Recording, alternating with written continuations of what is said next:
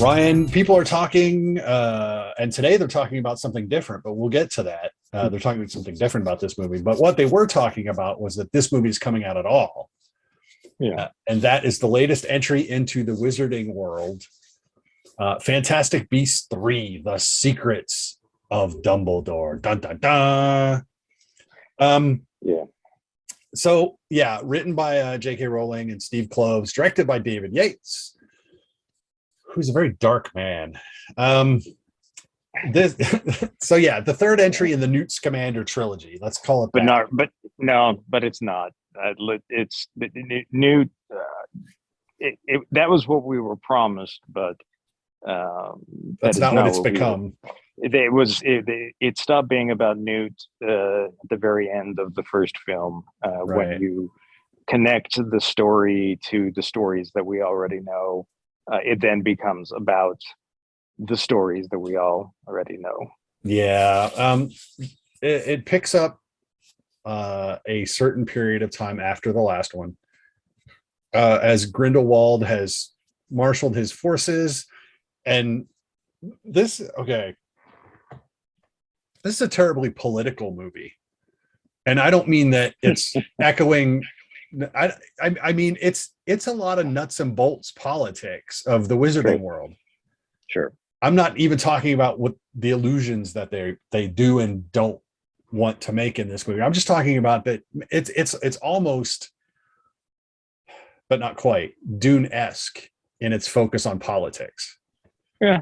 Yeah. I mean, the entire film is essentially about an election and rigging said election, and a magical creature actually plays a sizable role in at least at one point in the history of wizarding elections.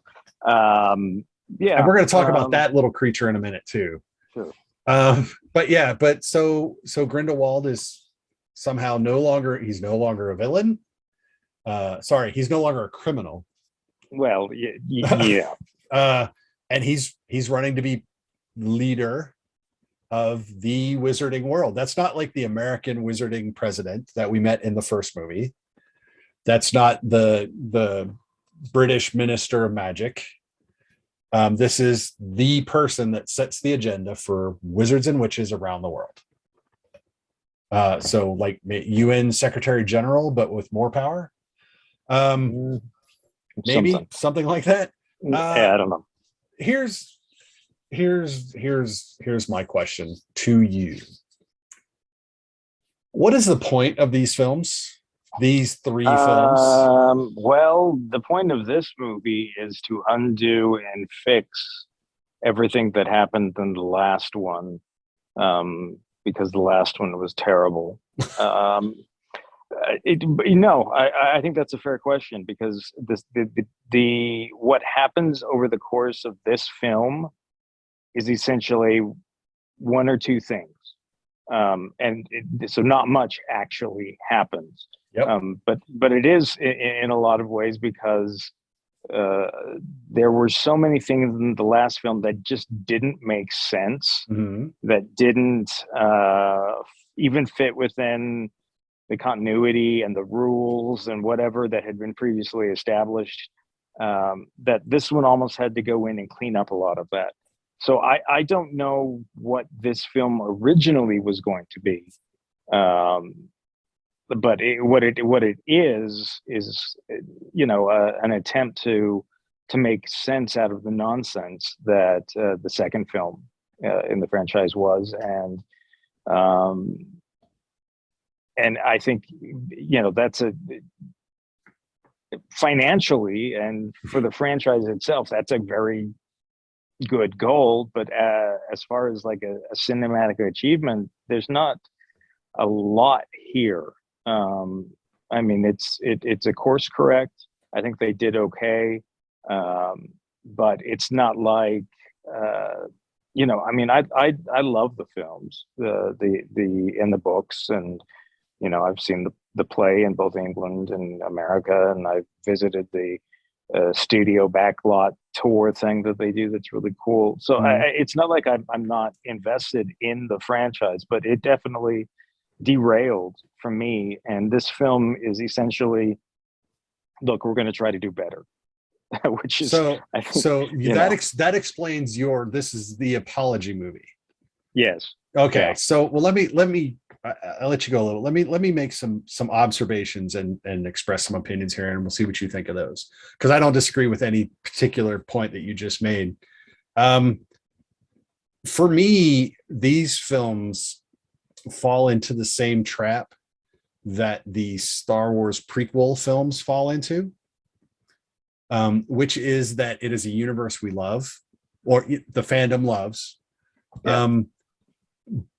There had been a little bit of a gap between the last of the original films and the first of these, just as there was, not as long as Star Wars, but there was a little bit of a gap there. So people wanted content.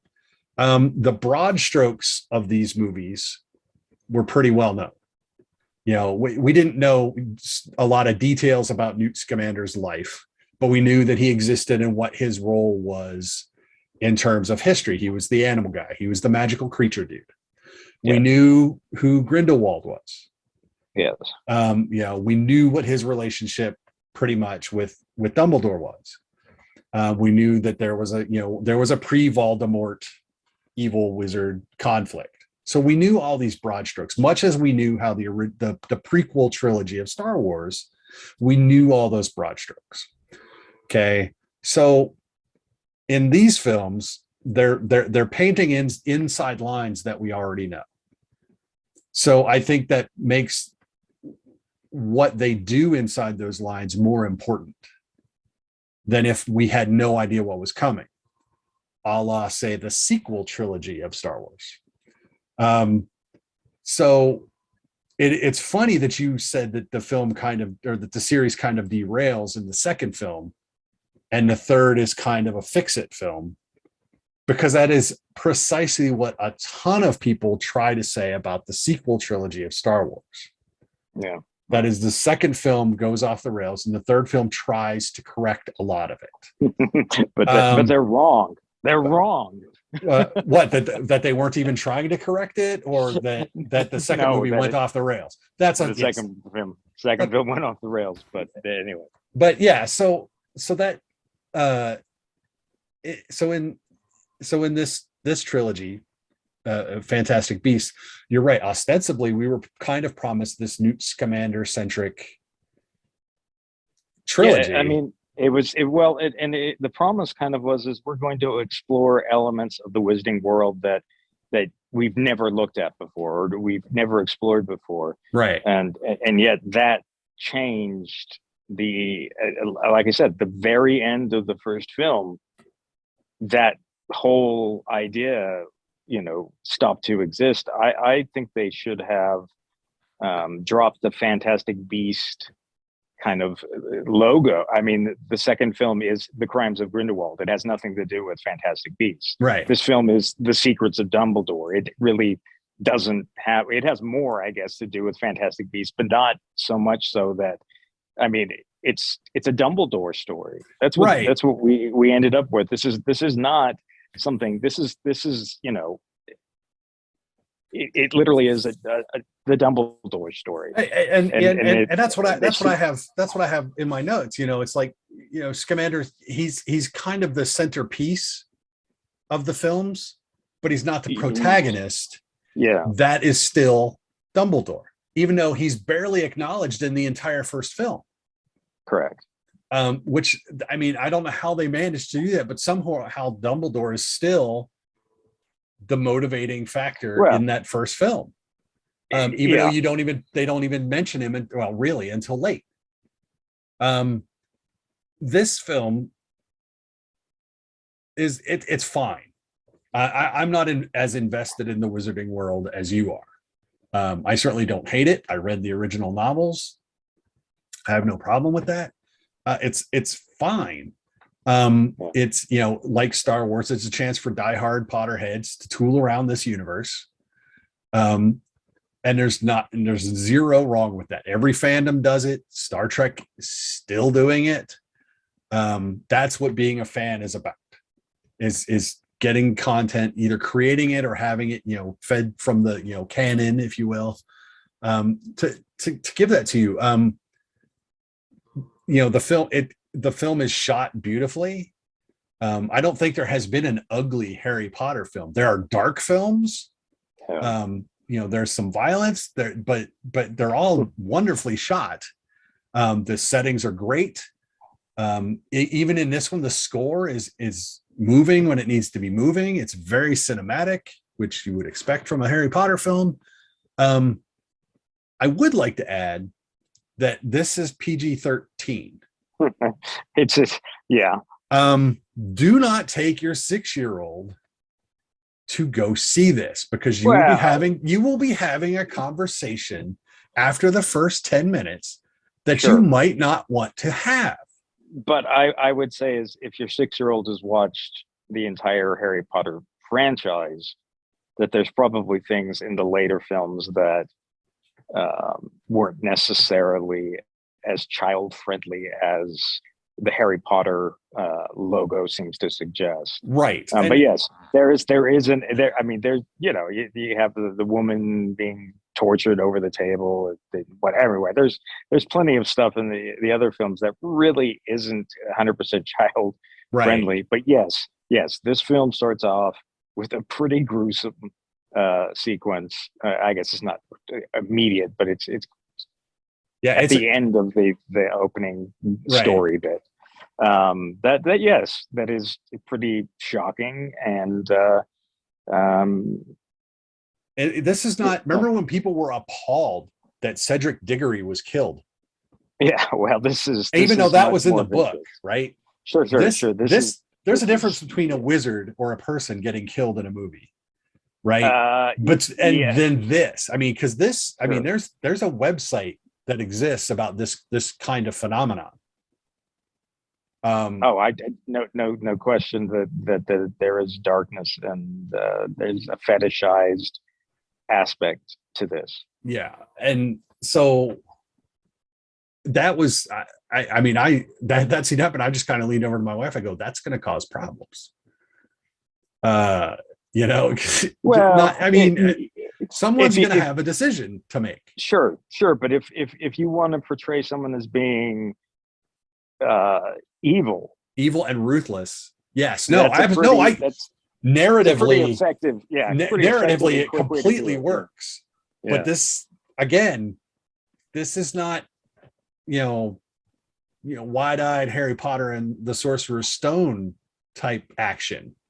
Sure, with a poorly CGI'd troll and a 3-headed puppy named Fluffy. Yeah. So, there's it's. But I mean, most of the Harry Potter films got darker as they went along. Yes, really, they did. And this has just continued along those lines. Yeah, it's an incredibly dark, and I mean, the film itself is pretty dark. Yeah. It maybe not Empire Strikes Back dark, which it maybe should have been. Okay. You do realize that there is a zombie in this movie? Yeah. Which, again, at that end part, that's the other side of the opening disturbing, is that end disturbing. Sure. And people are going to wonder what the hell I'm talking about. You'll know it when you get in there. It's Bambi's mom level trauma.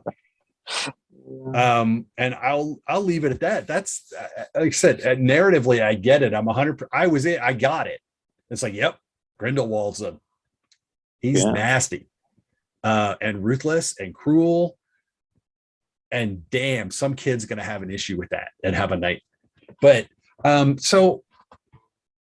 but no, overall the film is fine. You're right. It does try to correct some things from the second movie, Crimes of Grindelwald. There are parts in this film that don't need to be there. The dancing cave scorpions, or whatever the hell they were, that is a bit that went on far too long. And it's there for kids. I don't know. I don't know if they're trying to lighten up the rest of it, but it was just not there. Let's a couple of the things we need to talk about is because this film is not without controversy, which is one of the things I was going to talk about earlier that now we've added to this apparently. One is, of course, Johnny Depp is no longer involved. We get Mads Mikkelsen, who, by the way, I think really embodies this Grindelwald, because this is a different Grindelwald from last movie. I think I think he's written differently, and he's a different kind of character. And I think it's really, I think Mikkelsen's. I don't know that Depp could have played this Grindelwald. He would have been. It would have been bigger and more showy. Yeah, and that's, I don't think that's what I know. This literally like fell perfect for Mads in it. So of course there was the Depp controversy, the recasting controversy. There's always the Rowling controversy. Well, she can't get out of her own way. No, well, a lot of people can't get out of their own way. But so again, so there, so you've got people that have issues with that. Now today's issue. Well, okay, so today's issue is the flip side of the other issue, the other controversy, because some people find this controversial. We actually are told that Dumbledore is in fact gay in this film. We knew it. Everyone knew it. It had been all but said. Yeah, previously. Well, it had been said outside. She had said that he was right, and there was nothing in the books necessarily to contradict or support. Well, a lot of it you could read as support. So it's like it was not shocking. But you could there was nothing that you couldn't look past, I guess. It wasn't, if you needed to look past it, yes, there's nothing that would have prevented you to do that. So of course now that is out in the open, it's forefront, it is now quote unquote canon. Done. Yeah. Today we learn that they edited the 6 seconds out of the film where Dumbledore says he was in love with him for China. Yeah. So let's talk about not getting out of your own way, shall we? There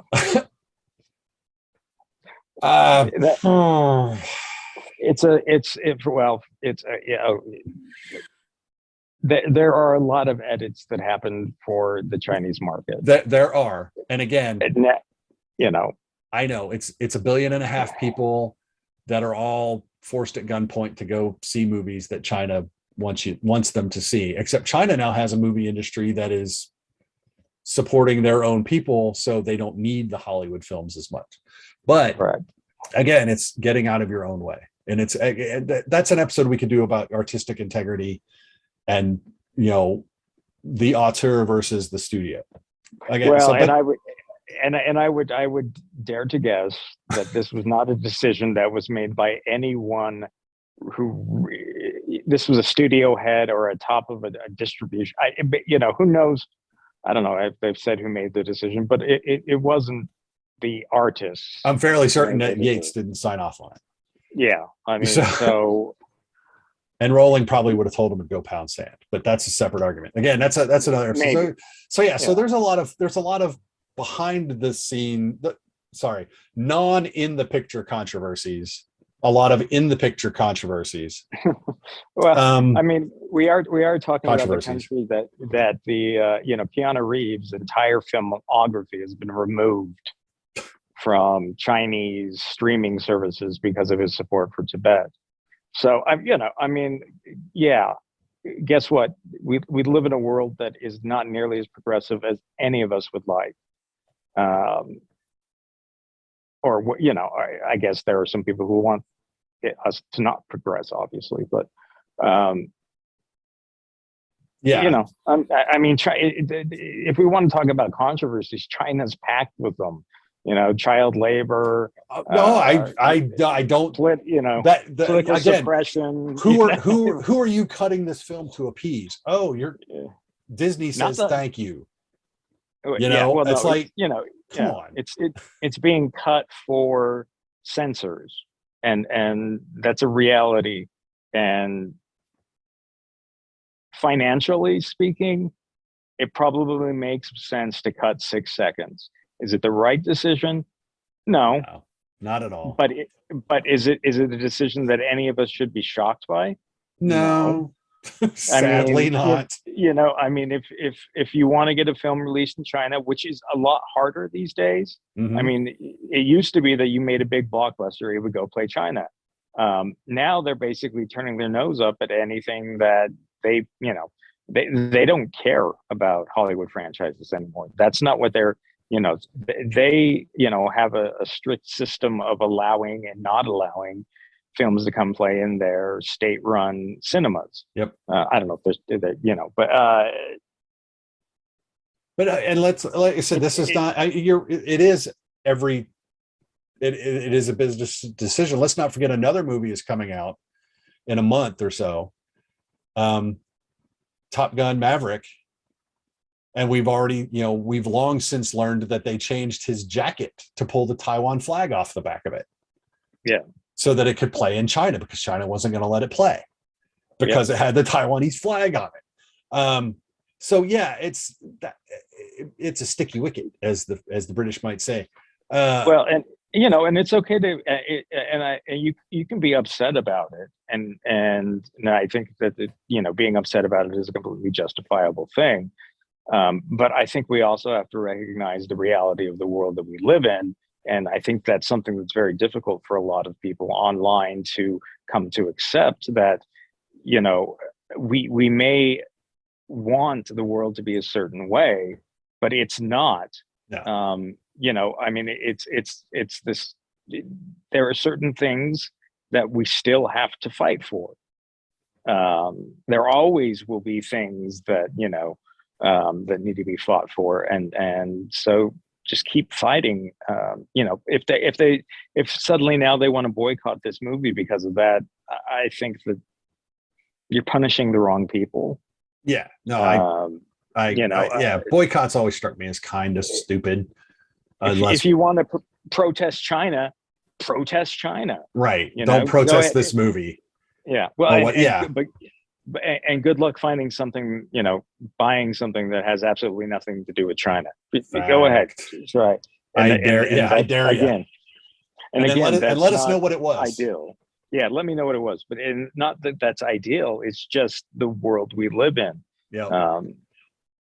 Sorry, folks. Yeah. So I mean, if you're a fan of Harry Potter, you're gonna probably should like the film. It is not without its faults in a narrative sense, not in a other garbage sense that we've just been talking about. But there's some issues with it. But it's, like I said, it's fine as a non-diehard. It's fine. I don't know if you rate it higher than fine as a fan. I mean, it's hard to. It's the sort of thing where I look at it and I say, okay, well, you're moving in a good direction again. But I wouldn't say that it made me passionate about the franchise. It almost needs to do maybe one or two more films that continue in a direction that feels. I don't know. Right. It sets up for 4. Yes.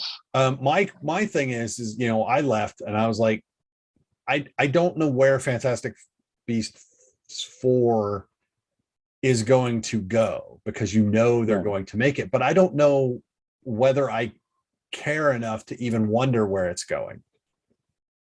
You know what I mean?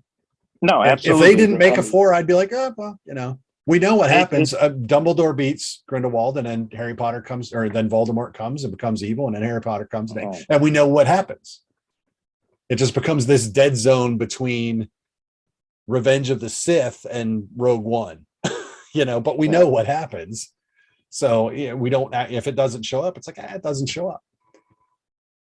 So, yeah, it'll be interesting to see how this film does, because the last film, I mean, it was the lowest grossing film in the franchise.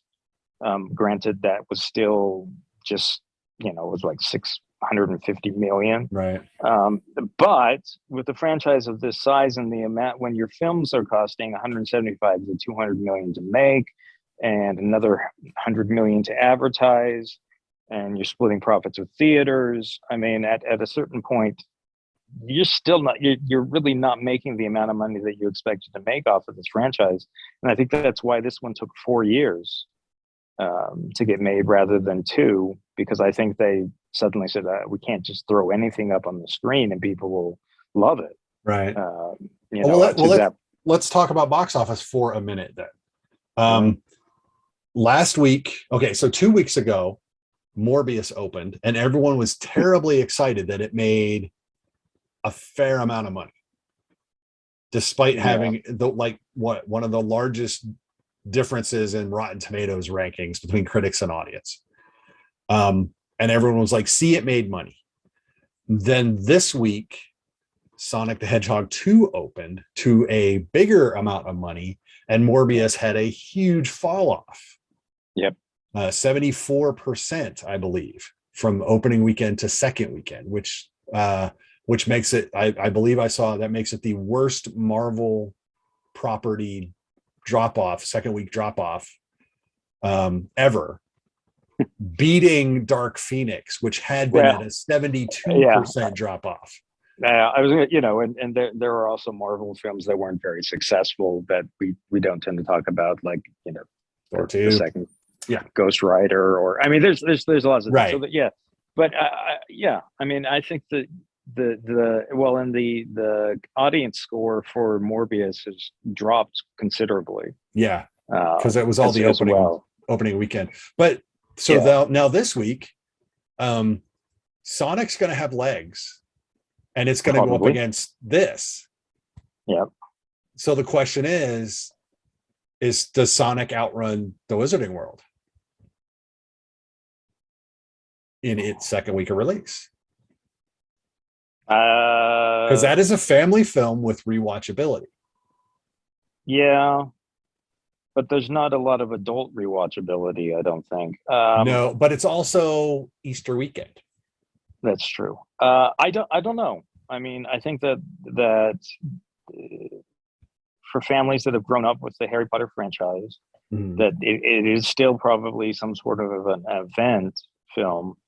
Maybe not nearly what it once was. I don't know. I have no idea. I don't know that. Do you know what they're tracking it at for opening? I have no idea. What is it tracking? I don't know. That was actually a legit question. It's like I don't know. I mean, what's successful? 70 million? Does it need to do 70 million? Sonic Probably. was 71. Yeah, no, I think it probably needs to do 70 million to because I'll bet Sonic drops less than 40%. I'll bet it stays over 45. Yeah, I have no idea. I mean, the way that the audience going and everything right now is so different than it ever was before, that it won't drop like Morbius dropped. No, because it's a far better film than Morbius was. Well, that's a separate argument. Yeah, and better received and better. I mean, there's a lot of factors that go into that. Yeah. Kids family films tend to have a little more legs than some other films sometimes, just because parents don't want to go on opening weekend. They want to have the crowds. They'll go the second weekend and it's half the crowd, but it's still crowded. Yep. I think it has to do over 70 million in the US to be considered a success. I don't think, regardless of what it does, I think they've invested so much money into the franchise that the next film will happen regardless. But I mean, it's got to do 70. Yeah. And it's got to play well overseas. I mean, yes, we're still kind of under pandemic rules, but if it doesn't make $700,000 or $700 million, I don't know if that yeah, I mean, it gets a little dicey at that. After that, it'll be interesting to see. I you know what, I'm not sold that it wins the box office, but we'll have to. I mean, it should probably, based on what it is. Yeah, but I don't. I don't know. Well, it's the normal rules are thrown out. Yeah. Next week, 2 more movies open, neither of which is really as big as this, or even as big as Sonic, even though one of them seems like it should be. Well, one of them cost nearly as much as some of those. So. Well, yeah, that's true. But yeah, no, yes, there's a little film called The Northman that that will be arriving in theaters, and I don't know how audiences will react to it. I know how I react to it. And that will be our next episode. Believe me, we will be talking about that. The other one, though, weirdly, is the new Nicolas Cage film. Yeah, The Unbearable Weight of Massive Talent, which falling between a weird Harry Potter film and 2 weeks before Doctor Strange 2, I see it weirdly doing well, and I don't want to define what well is. It could. I mean, again, it's such an oddball sort of thing, but I haven't seen it yet. But no, it's just, I look at it and I'm just weird. It's just one of those movies that we're probably going to look at the box office and go, how did it do that? Whatever the number is, we'll be like, how did it do that in comparison to everything else, and or an absolute number? I just have this really weird feeling about that film. And, one that just like, why, how does that happen? Where, there's always a movie like that comes out. You're like, how did that happen? I mean, a couple of weeks ago, it was, Everything Everywhere All at Once, which has done incredibly well. Especially for the limited release. And, but again, it's like how, once it's open in 3,500 theaters, what is that number going to look like for that film? Because I don't think it's there. I think it's only in like 1,500 films or theaters or something. It's definitely going to, it's a different level of success though. Yeah. Because not just because of the financial aspects of it, but just generally speaking, that film was not necessarily made for mass consumption. Would they? Right. Should it be consumed by the masses? Yeah, but there are also parts of it that if you want to have some issues with the movie, I mean, there's a few things in that one that you really can't. I mean, it is R-rated and yeah. there's a few oddities that happen in that film, but I don't know. How do you measure success? I don't know. I have no idea. But I would not be surprised again. And I haven't seen it yet. You may have actually seen it. I don't know. I know you were supposed to see it. That's a separate story too. I haven't seen it, but again, I know that's the great story.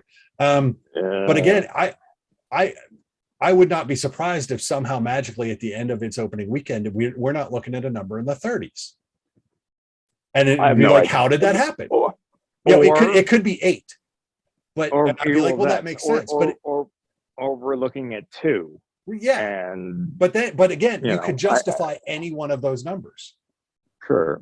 You know what I mean? It's just, that's the film that I think that is. Or if it's, if it comes out at 2 million, you're like, well, yeah, look at it. But if if it comes out at 30, you're like, well, how did that happen? Well, I understand how it happened, but it shouldn't have happened. It just, again, I have a really weird feeling about that film. And I hope it's the good side, because it just, you want to see a movie like that, just like, Everything Everywhere All at Once, where you get a movie where you're just like, how did that happen? How does this movie do this in a way that is accepted and kind of rewarded? I want to see it. I want to see it. I want to know that it's right. I hope it's not a terrible train wreck. Yeah. But I don't think it's gonna be, and that makes me happy. That puts some happy in my heart. Yes, but The Northman is a separate argument, and we're going to talk about that in another film or in another episode. So, but for Fantastic Beasts 3, like I said, I'm fine telling people to go see it. Just just be aware if you take your little kids. Yeah. Because A, there's a lot of politics, and then B, there's some stuff in it. So that's where I'm at. but yeah, we'll be back. We're going to talk about the Northman. We're going to talk about Unbearable Weight of Massive Talent. We have a day to watch Doctor Strange 2. And when that happens, we'll be really excited about that. We'll have Top Gun Maverick coming out after that. We have got movies coming out our ears. And that is wonderful. And tonight at midnight, episode 3 of Moon Knight drops on Disney Plus. So if you're not watching that yet, go watch Moon Knight. You listen to our episode, we'll talk about that and go. Yeah. And this is, if you have been watching Moon Knight and feel a little bit lost, it really starts to come into focus in the third. Yep, absolutely. So there you go. That's it for Fantastic Beasts 3, The Secrets of Dumbledore. Whew, a lot of stuff. Till we get back to you with those other new movies, I've got some smaller stuff to do, so watch for that. Don't forget to like us, follow us on social media at VS Movie Podcast. You know how that works. Twitter is important. YouTube is important. If you're watching us, click subscribe. That would be great. Till we get back to you again, I am Mark. That is Ryan. Bye, Ryan. You guys. And we will talk to y'all later.